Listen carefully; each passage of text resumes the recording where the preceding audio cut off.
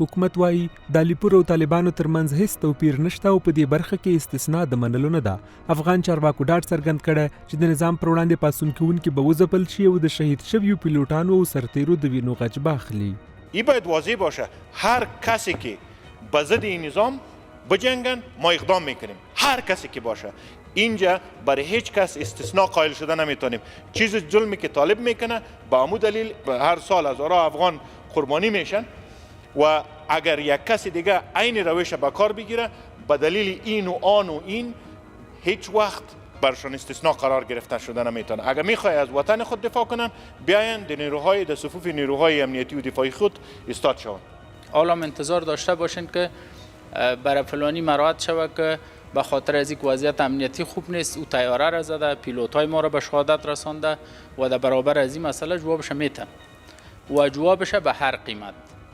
بس روشن است، ده این تبصره نه تبصره سیاسی است، نه این بحث است که کی در کجا چی میکنه، نه چندین بحث باید ما و شما با هم مخلوط نسازیم.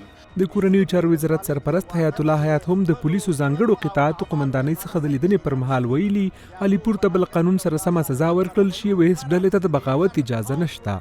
غواړم د دې اطمینان درکمه چې د علیپور د خوانه او د د ملاتړو د خوانه چې دا کار صورت نیولی ده هغه به د خپلو کړنو او اعمالو په جزا باندې رسو د قانون په چوکاټ کې. هیڅ څوک د قانون نه لوړ نه ده او موږ به د تاسې د ورونو چې په دې حادثه کې شهیدان شوي د هغو بدل به د قانون په چوکاټ کې اخلو او دا ظالمان به راولو او د قانون منګولو ته به سپارو.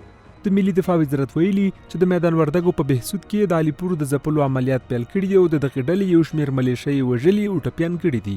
یو شمېر سرچینې وایي چې د علیپور د ملیشو له لوري چورلکه په RPG راکټ نه بلکې په یو ډول ایرانۍ پرمختللې وسله ویشتل شوې.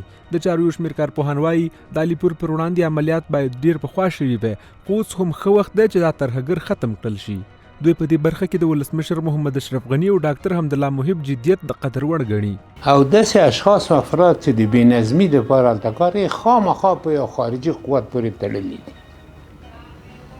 خامخا له هغه طرفه دا تمویلېږي ځکه د دونه خلکو ساتل د هغو یې عشا کول هغو ته یې عزتله ورکول دا د چا په وس کې نه ده.